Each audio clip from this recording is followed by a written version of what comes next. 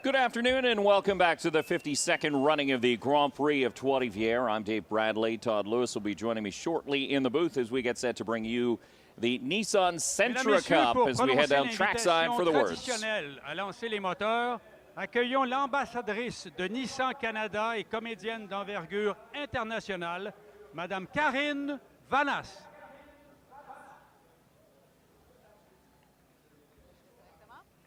Pilote, démarrez vos moteurs. Drivers, start your engine.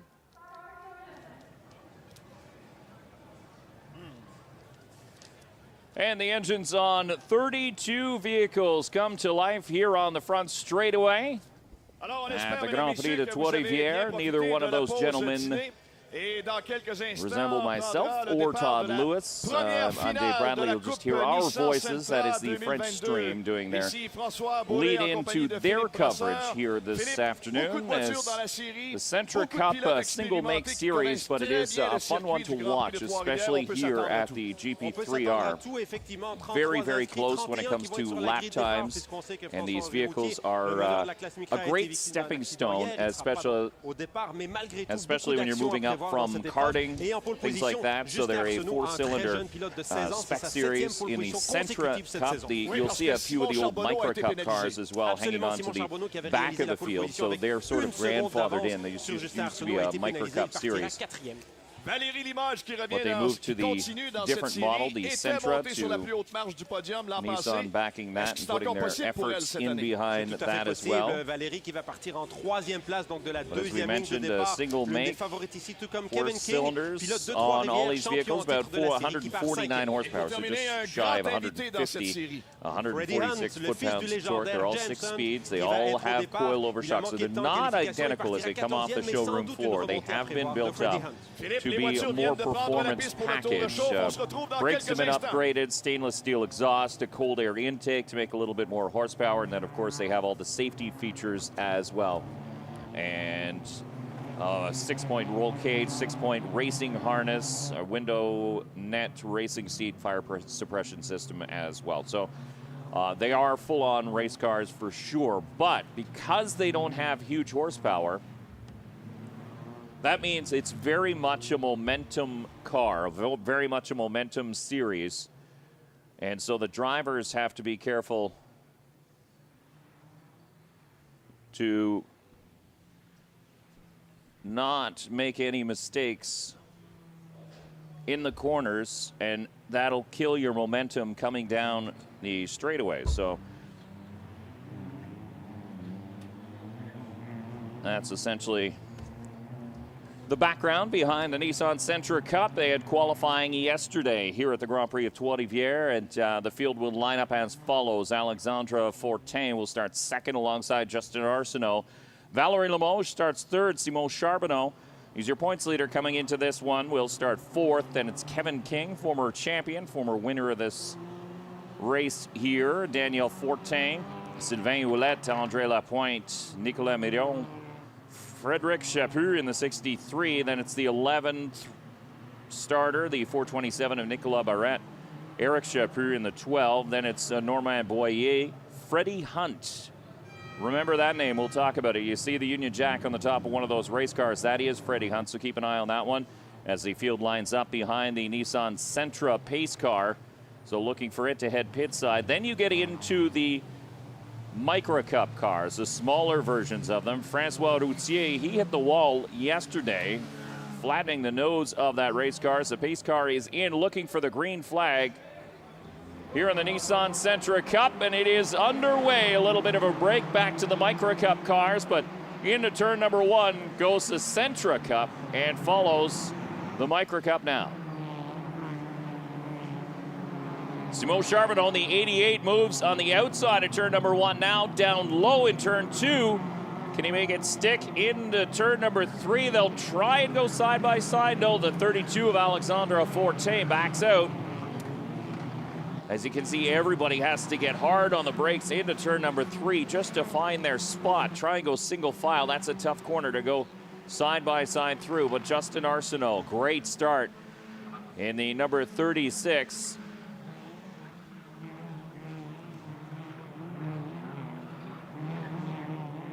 As he's opened up a bit of a gap now on Simon Charbonneau, and that's an example of how a little bit of side-by-side racing will cost you a little bit of time.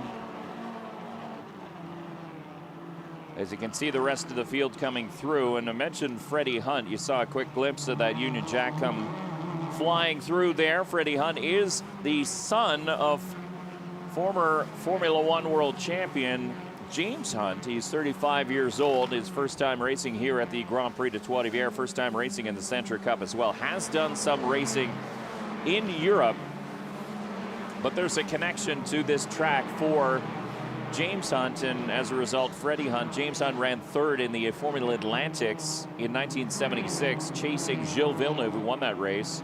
He went back to Europe and told McLaren, you need to give this crazy Canadian a test ride. And that's exactly what they did, and that eventually led to Gilles Villeneuve finding his way to Formula One. So it's fun to see Freddie Hunt coming back to the Grand Prix Trois-Rivières. Of course, Jacques Villeneuve, Gilles' son, racing in the NASCAR Pinty's series here today. Or later today, he'll be qualifying, racing tomorrow in that series. Gap is closing at the front, though, between Charbonneau. You have the 32 of Fortin, but Justin Arsenault is seeing his lead slowly vanish as those two cars get single file.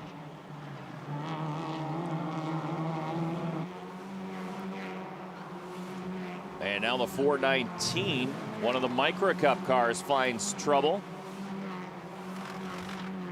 That's Raphael Pierre. He started in the 23rd position, was running in 25th. So he'll fall down the running order to likely the tail of those who are still on track. That's the problem when you find the runoff area. Sure, you don't hit the wall, but it takes a little while to get turned around, get righted, get back on the track. And by that time, you've lost so much track position and you lose time in this 40-minute timed race for the Nissan Sentra Cup. So it's a 3-horse battle at the front of the field right now between Arsenault and the 36, the 88 of Simon Charbonneau, as Charbonneau pokes a nose, taking a look. That wasn't a real effort to make a pass, but again, just trying to get in the head of your race leader. Fortin is right there too, so Charbonneau can't really lay out all his cards and risk losing second spot, but the cars in second and third definitely quicker than your leader as it sits right now.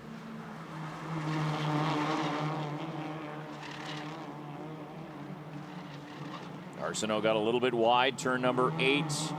Manages to gather it back up. Now 9. Look at how tidy the 88 is through there. It looks like the 36 is just trying to hang on. But with so much time remaining, it'll be a long race. Watching your rear view mirrors as you saw Arsenault take a peek in his driver's side mirror with the 88 of Charbonneau taking a look on the outside. Now Charbonneau will try the crossover maneuver in turn number 1. No, there's Arsenault. Defending, not blocking, defending in turn number 2. He knew what he had to do to keep the 88 behind him, and that's exactly what he did. So Justin Arsenault is about 0.2 of a second off the pace of Simon Charbonneau and Alexandre Fortin. The last time they passed the stripe, Kevin King is slowly inching his way forward as well. So this may be a 4-car race before too long.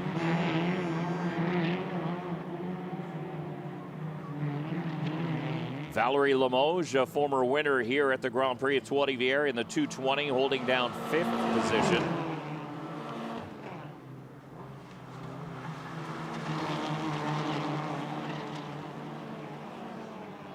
But there you can see a 3-car battle. Actually, Kevin King turning quickest lap of the race so far, a 1:19.838. And that's allowed him to close the gap on this lead trio that now comes a quartet led by Justin Arsenault in the 36. Simon Charbonneau once again moves to the outside, heading into turn number 1 as Arsenault pins that car down low, taking away the passing lane. In turn 2, he'll do the same. Charbonneau moves to the inside, turn number 3, and that's a defensive maneuver from the 36 of Arsenault in turn number 3, but can he hang on to it down the back straightaway? What that does is kills your momentum for this long back straightaway into turn number 6. That'll be the next best passing opportunity for Charbonneau. Fortin is right there in the 32. Will Fortin make a move? He won't. Dives back to the outside. They'll go side by side in through turn number 6. Good racing room given, but then look at the one. King takes advantage. So Fortin decided to try and make a maneuver on the outside, couldn't make it stick, and it might cost him third place. Right now they make contact as King stuffs it in on the inside in turn number 8.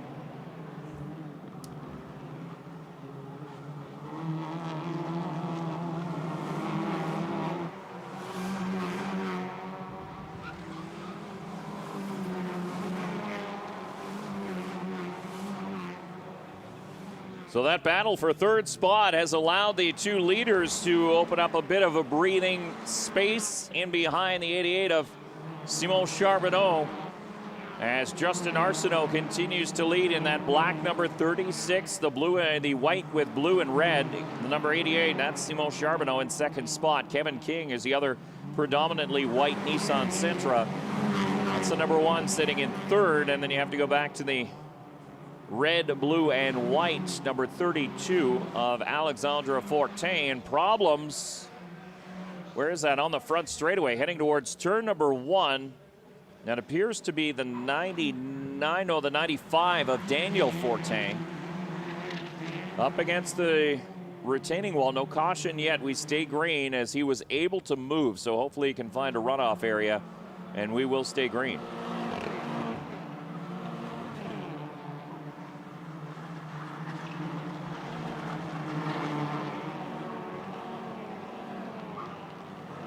What's interesting about these cars is, yes, they do have upgraded brakes. They are all front-wheel drive cars, but the difficulty of this track here at the Grand Prix de Trois-Rivières is the heavy braking zones, and some of these production-based vehicles tend to wear out brakes a little quicker than some of the purpose-built sports cars that we've seen out here a little bit earlier on today. Even those sports cars were complaining of brake fade at the end of a 40-minute race. So we're just coming up on 9 minutes completed.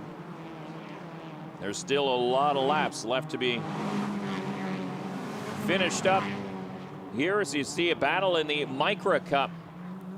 That's Ricardo Rivi in the 13, Etienne Caron in the 429 as they go side by side through turn number 7. Still a 2x2 battle at the front of the field in the Sentra Cup with Arsenault and Charbonneau. And then Kevin King and Fortin. So as they fought together, it opened up that gap, and King hasn't been able to close it. They've been running pretty equal lap times with the race leader, and equal doesn't mean you're going to catch them anytime soon. And there is the 95 of Fortin who comes to a rest. Now it looks like down the back straightaway, shedding some plastic pieces on the racetrack is one of the vehicles. I saw one of the Micra Cup cars with heavy damage, including a cracked windshield as it flashed past our screen. So that could be from that car. But again, production base, so you get all the plastic bits that are still in the wheel arches, and they all have to remain.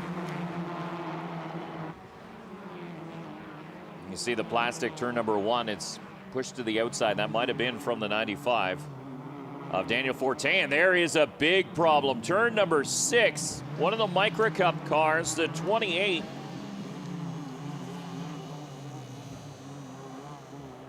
And where was he running? Have a look. Under braking, contact with the 20 of Benoit Gagnon, and hard into the outside wall goes the number 28 of Fred Bernier. This will be a full course caution. So we had a car slowing in the 95 of Daniel Fortin, but this, look at that. front-wheel drive, and you've got the strut laying down, the parts and pieces all littered over the track, not to mention a crumpled front end. And there you can see the results of that impact at the end of the straightaway. It was under braking. It looked like the 20 just decided he wanted to move to the inside a little bit sooner. Then the 28 of Fred Bernier crosses over the track and will make his way to the safety of the infield, does Fred Bernier. The good news, he is out and is okay.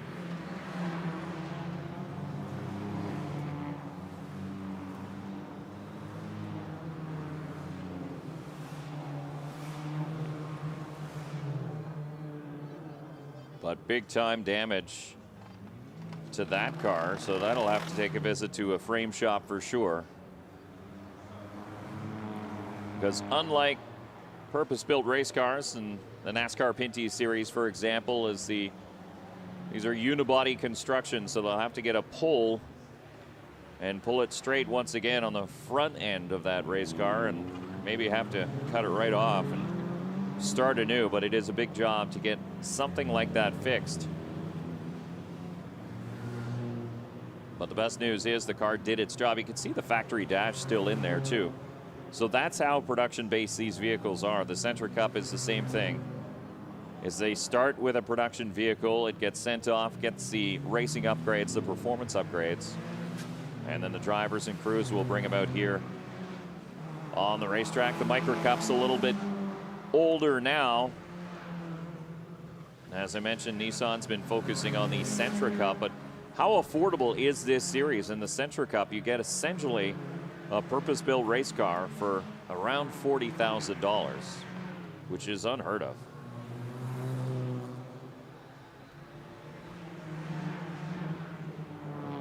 There's Fred Bernier back out on the track. He's going to take a ride back to the paddock area, or maybe take a long walk.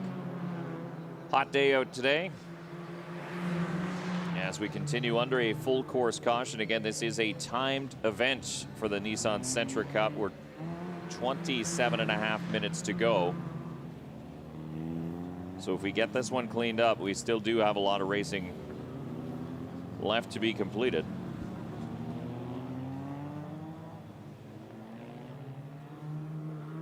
Hydrate up, young fan. It's a hot one out there today. Beautiful sunshine. We had beautiful sunshine yesterday as well. And the fans really have showed up here in droves on day number 2 of the 52nd running of the Grand Prix de Trois-Rivières. And there is several more races still to come here today, including the Formula 1600s. Then we'll have NASCAR Pinty Series qualifying, and then we'll get into more races that matter in the Super Production Challenge.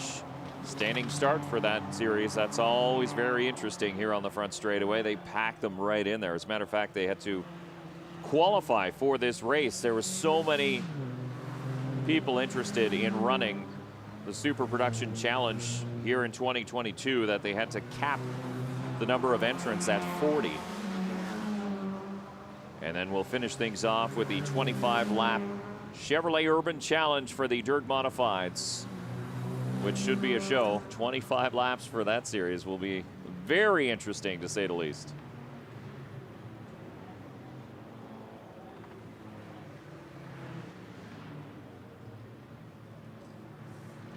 So contact between the 20 of Benoit Gagnon and the 28 Fred Bernier. And that is the result. Bernier with a crumpled Nissan Micro Cup car.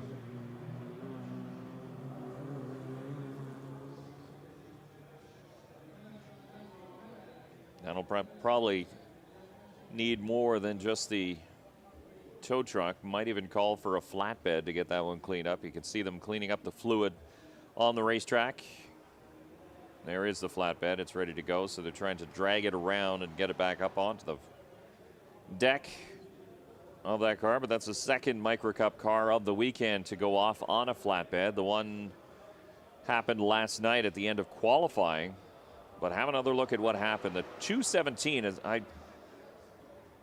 Is it the 217? Yeah, it is the 217. I thought it was the 20 of Gagne.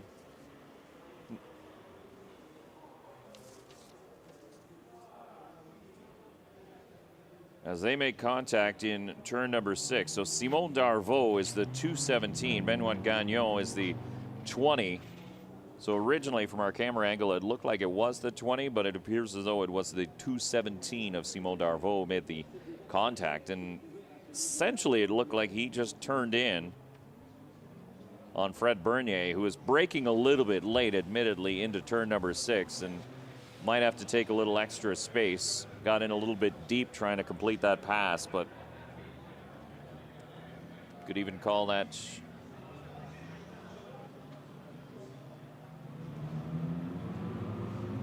avoidable contact as they went into turn number 6.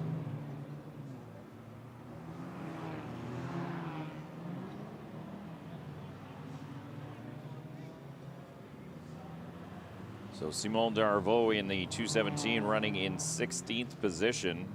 We'll give you a rundown of the top 10 as they stand right now on the racetrack. Just getting an update on our timing and scoring charts. Justin Arsenault, your leader. Simon Charbonneau, Kevin King, Alexandra Fortin, Valerie Limoges. That's your top 5. Sylvain Ouellette, Andre Lapointe, Frédéric Chaput. That is to about 8th place. And as I say that, our screen has changed. It's 8th place, you're right. And Eric Chaput in the 116. 9th, Nicolas Miron in the 191 is in 10th spot. All Sentra Cup cars at the front of the field.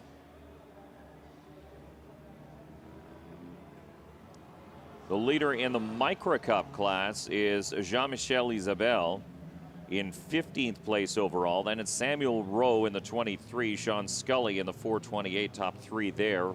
Bernier was running 4th in class, 18th overall. Then it's Marie-Soleil Labelle, the driver they call Sonny. Sonny Labelle in 19th, Jean Audet in 20th. So those are all Micra Cup cars and the order in which they run. And there's a pretty used up Micra Cup car, but the time continues to tick down here as we continue under caution for this cleanup in turn number 6. And they've had to rejig where the tow truck is to try and get this car slid up onto that deck. And now they'll be able to, as they had to sort of move it around. It was in an awkward position. About 22 minutes left to go. Good time for a siesta here at the Grand Prix de Trois-Rivières. As you can see, the fans have absolutely packed the place. The lineup to get into the parking lot this morning at about 9 o'clock this morning was considerable. It's been a long time since we've seen this many fans here at the Grand Prix de Trois-Rivières. I mean, you have to think back, the last couple of years have been pandemic altered. Last year there was a Grand Prix de Trois-Rivières, but of course, the number of fans allowed in was limited because of the COVID pandemic. But this year, all restrictions are off. And so the fans have really, really come back. They've been dying for this event in this city. I mean, it is one of the staples of the summer, and the entire city gets behind it. They close down roads downtown. There's going to be a huge fireworks display tonight on the waterfront. But just a lot of fun, a lot of racing, a lot of different series, too. I mean, you have the open wheel Formula 1600, which we'll see coming up next. You have the NASCAR Pinty Series car, high horsepower stock cars. And then we had the Sports Car Challenge Canada, Sports Car Championship Canada, with their 2 distinct classes, and the GT4s and the TCR cars. They put on 2 great events, one last night, one earlier this morning. Sentra Cups here, Super Production Challenge, another group of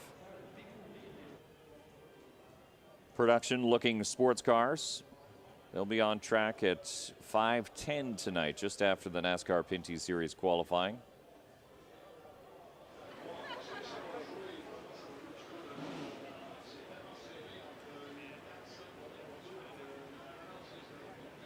Looks like one of the Micro Cup drivers who is currently out of this one, sitting on pit lane.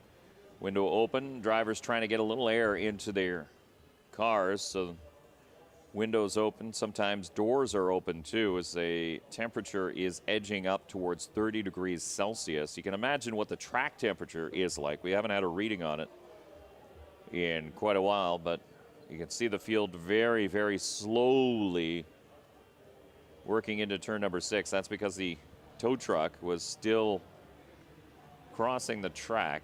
The pace car really sort of slowed them up into turn number 6. The good news, that speedy dry is on the outside and should not affect the braking zone when we do go back to green.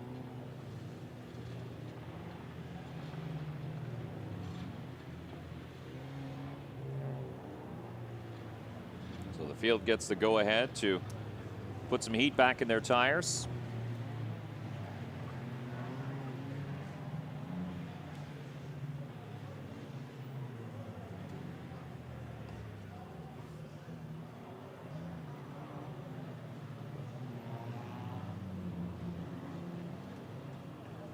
There you can see the damage to the nose on the 217, the Micra car. That's the one that did make contact with the 28 of Fred Bernier. So Simon Darvaux still has damage to the left front corner. As he turned in, that's what turned the 28 to the outside wall.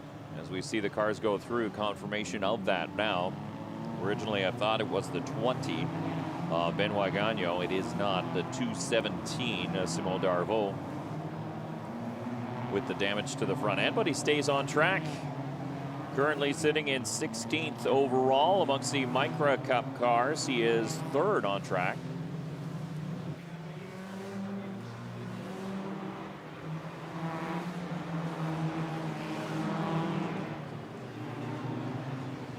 So drivers still trying to get some heat in their tires. Some of them, the 99 of Sylvain Ouellette, not doing that. He doesn't want to play that game, but that's okay.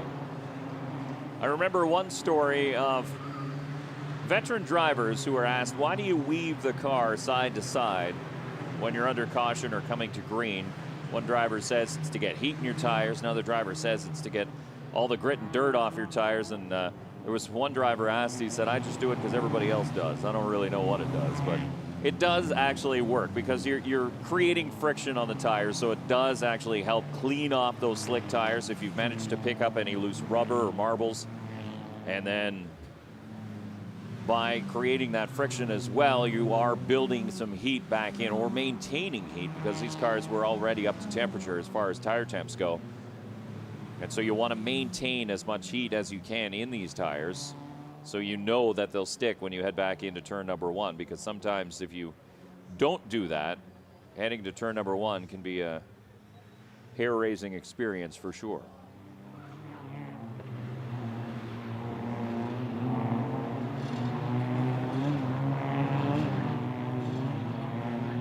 There, as you can see, a perfect example of that hump in turn number 6. It's just after the apex, but it is in an area that the car is pretty light, especially in the back end. Now they've opened up that runoff area, and that used to be a straight wall off of turn number 6. They opened it up to give you a little extra space to try and gather things back up, if in fact the car does start to wiggle and walk coming off of turn number 6. But that is just one of the many challenges of racing here at the Grand Prix de Trois-Rivières. Lights off on the pace car as they work through turn number 8. It'll be a single file restart. Justin Arsenault in the 36.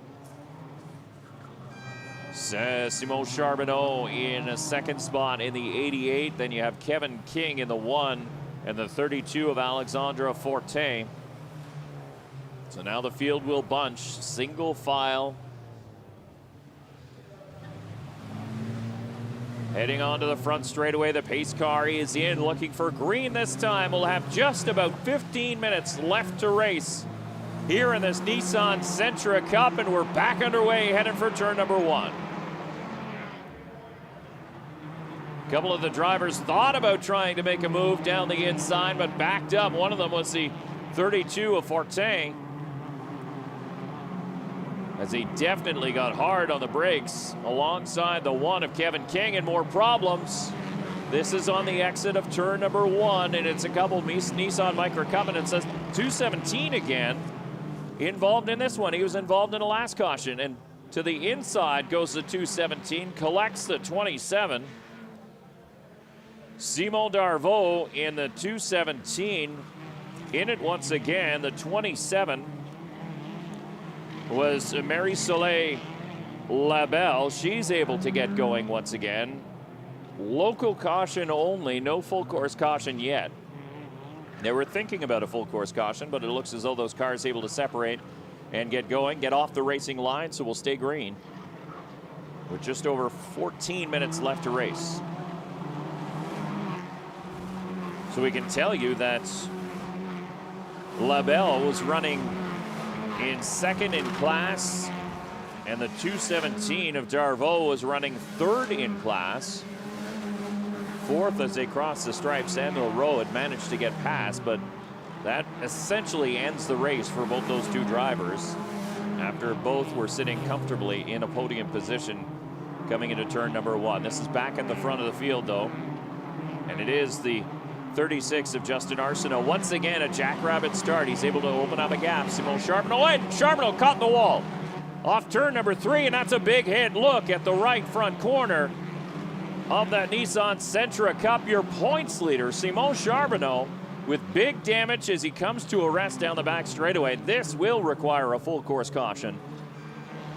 Just a little bit too much off of turn number 3 and slammed the outside retaining wall. Knocked the mirror off it, but that's not the big issue. It's the wheel that's pointed in the wrong direction, the right front corner, and you can see he's shut down, the lights off. So the driver who was sitting in second spot, he was actually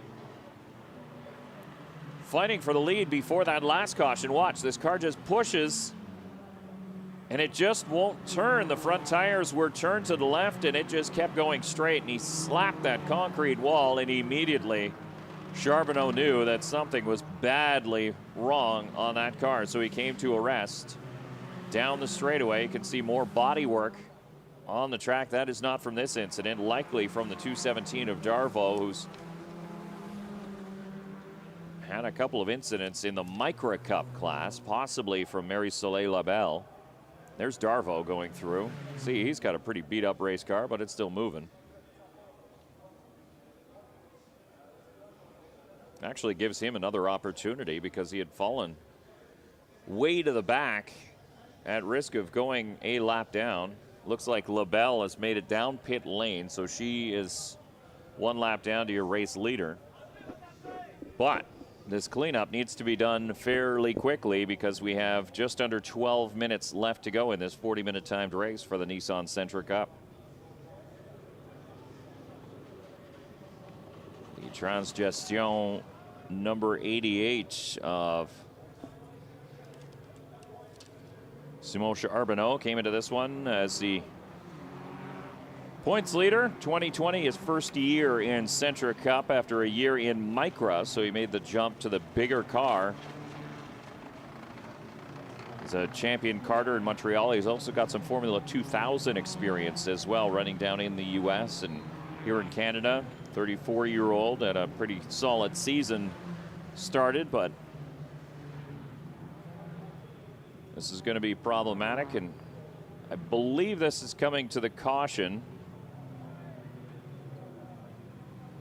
And you can see the one of Kevin King and Fortin having some words and some jockeying for position on the racetrack. Fortin getting run into the outside groove, so it looks like Kevin King may have not have been happy with the 32, either because Fortin had passed King. Under caution is LP Dumoulin from the NASCAR Pinty Series, homegrown hero here at the Grand Prix of Trois-Rivières, making his way through the crowd and signing some autographs. He is a busy weekend. 4 cars prepared for the NASCAR Pinty Series out of the Dumoulin Competition shop. LP Dumoulin, the quickest in practice by 0.7 of a second earlier on this afternoon. His brother, JF Dumoulin, second quickest. So a pretty strong showing for the two boys from Trois-Rivières, Quebec, in front of the hometown crowd. Lots of family and friends here. As a matter of fact, LP can take about 3 steps in the paddock area before being stopped, and somebody says hello and you want to chat, and he takes time to chat with all of them. A great champion, 3-time NASCAR Pinty Series champion is LP Dumoulin. So the flatbed has showed up on the back straightaway, which is good news. Not the way that Simon Charbonneau wanted to see his first race end. But we can tell you the Sentra Cup will have another race tomorrow morning, 11:35 on our schedule. So things get going tomorrow morning at 9:35 with the Formula 1600s and Super Production at 10:35. Then the Sentra Cup. Then we get into the NASCAR Pinty Series at 2 o'clock. So there's a longer lunch break tomorrow, about an hour and a half, and then the Legends will finish things off tomorrow evening. But again, today, if you're following along the schedule, you want to know what's shaking, what you can expect is you might be sitting at home enjoying our live feeds all weekend long. We thank you very much for joining us. So after the Sentra Cup finishes in about 8 minutes time, that's the time we have left on the clock, we'll get into the Formula 1600s for their timed race. Qualifying session for the NASCAR Pinty Series should take about an hour. And then the Super Production Challenge returns for a 5 o'clock start, 5:10 as a matter of fact. And then the final race of the day will be the Chevrolet Urban Challenge for the Dirt Modifieds, which should be a lot of fun. That's sort of the highlight of the Saturday. Those Modifieds have done a number of qualifying sessions over the course of the weekend. Yesterday at several qualifying groups, had a dash to set the top 20, and then had a pole dash as well, a 3-lap dash race. But the winner of that dash race actually had huge mechanical issues, so Raphael Lazard had to go to the LCQ this morning, last chance qualifier, which he started at the back, and he won. So keep an eye on that 24. Raphael Lazard, of course, you know that name from the NASCAR circles. NASCAR Truck Series, and most recently in the NASCAR Pinty Series. But today he's going to put on a show. He's focused only on the Chevy Urban Challenge. So that'll be interesting to watch him try and climb his way through the fields at 6:15 tonight. Continuing under caution for the cleanup of Simon Charbonneau, slapped the wall on the exit of turn number 3. And these are pretty robust cars. I mean, they do take a significant beating. They're not delicate, not by any means. But Simon Charbonneau did hit at a pretty good clip coming off of turn number 3. Just the wheels were turned, we saw in our replays, but the car just did not want to turn. So either he was carrying a little bit too much speed in through turn number 3, more than expected, or possibly just hit a slick patch on the racetrack, and it carried him through to the concrete wall on the exit of turn number 3. Not even the tire wall, so it was a concrete, and it really did a number on the right front wheel assembly on that Nissan Sentra Cup car.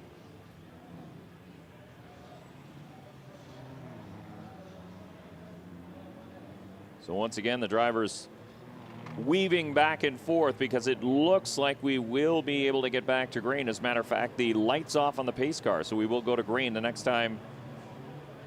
Are they off? I'm just looking at the sun. Yeah, now they look to be off on the pace car, so we will go back to green the next time we pass the flag stand. It'll be about 5 minutes left in this 40-minute timed race for the Nissan Sentra Cup.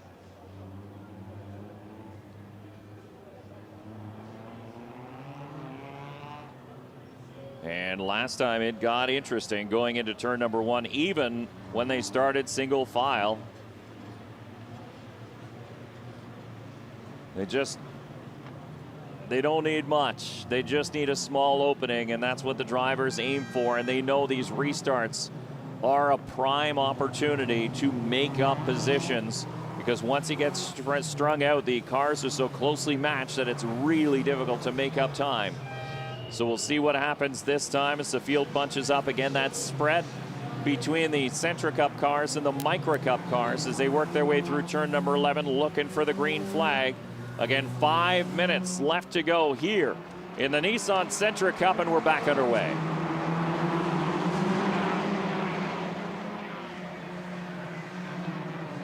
Kevin King back and forth, some contact there. The two Chaput cars made contact and looked like together. There's Ouellette on the outside. He gets body slammed on the outside of turn number 2. Everybody stays straight this time, though. In through 3, are we going to go single file? We will. Almost didn't. It looks like Valerie Limoges is the driver who lost the most. Looking for that 220. Actually, Limoges still in 4th spot in that red, white, and blue car. And there she comes in across the top of your screen. Your leader continues to be Justin Arsenault, now with pressure from Alexander Fortin and Kevin King. King started 5th in this race, up to 3rd. Fortin started 2nd. Justin Arsenault, your pole sitter, and has held the point this entire race distance. Remember, King and Fortin had some words as we went to caution, or at least hand gestures. So we'll see if they are clean through turn number 1, now with Kevin King in the shadow of the 32 of Alexander Fortin.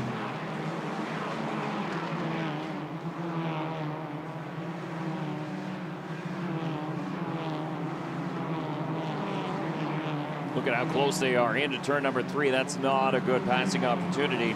Kevin King knows it, former series champion, former winner here at the Grand Prix de Trois-Rivières. What he's going to do is he is going to draft all the way down this straightaway and try and catch a toe into turn number 6. Maybe dive out at the last minute to catch the 32 sleeping. It looks like the 32, though, has great straight line speed and is able to hold off the 1. Kevin King, though, closes through turn number 6.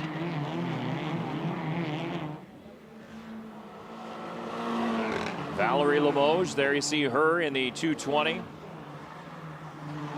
And then Andre Lapointe in the 12 rounds out the top 5 as they sit on track right now.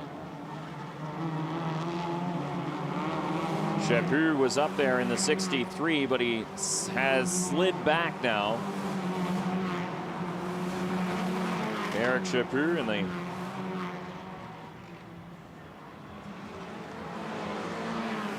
number 116, and Frederick Chaput in the number 63.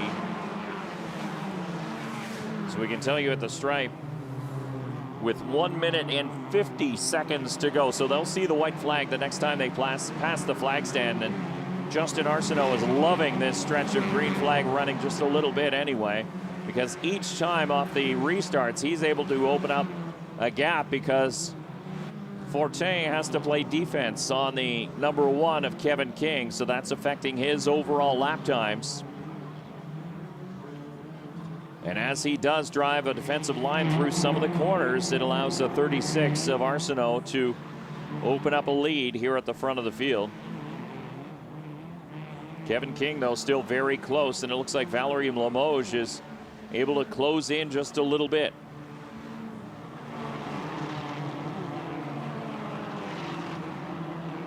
Drivers trying to stay beneath that rumble strip on corner exit in turn number 8. 9 is a really good opportunity. You see, that's where Kevin King starts to shine. It's in the tight and twisty areas where his car seems to work just a little bit better.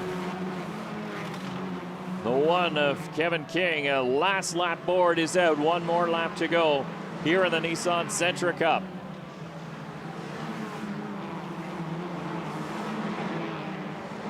In the Micra Cup, we can tell you that Jean-Michel Isabelle is your leader. Martin Barret in the 875 seconds. Samuel Rolle holding down 3rd, but the battle on track is for 2nd overall.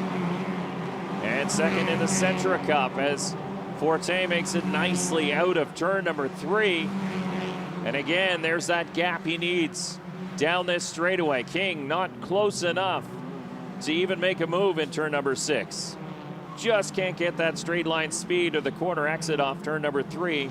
And then allows the 32 to get a gap where he needs it.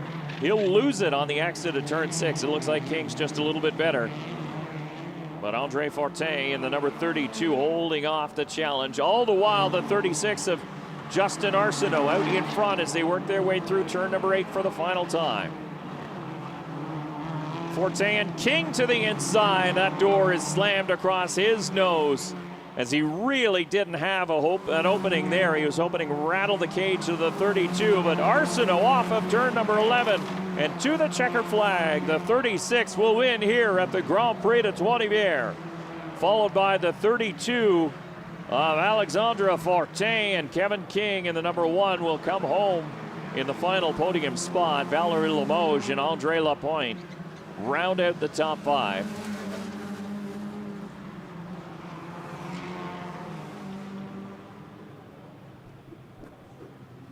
But Arsenault, who is fighting for the lead through the middle portion of that race before a caution came out, he had a lot of company in behind him. It was actually a 4-car race at the front of the field, trying to hold off 3 other drivers.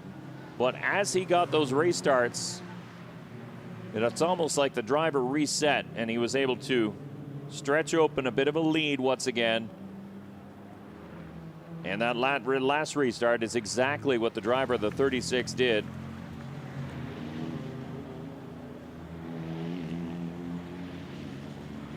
And he was able to hang on over second place finisher Alexandre Fortin, Kevin King. And we can take you through the top 10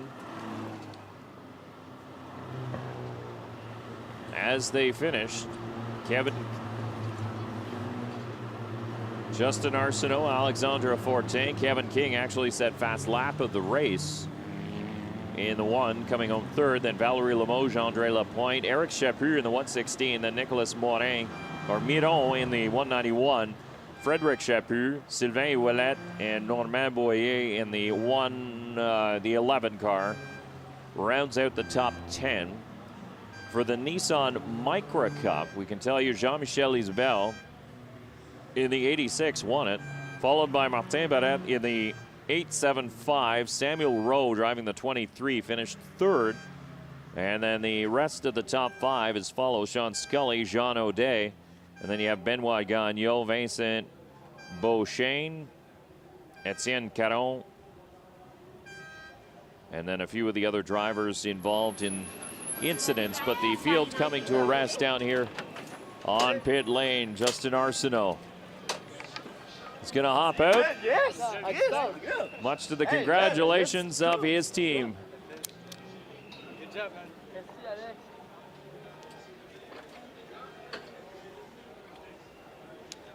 You can see with sponsorship from Circuit iCar, the old Mirabel Airport, and the track that was built there, and the Driving Academy.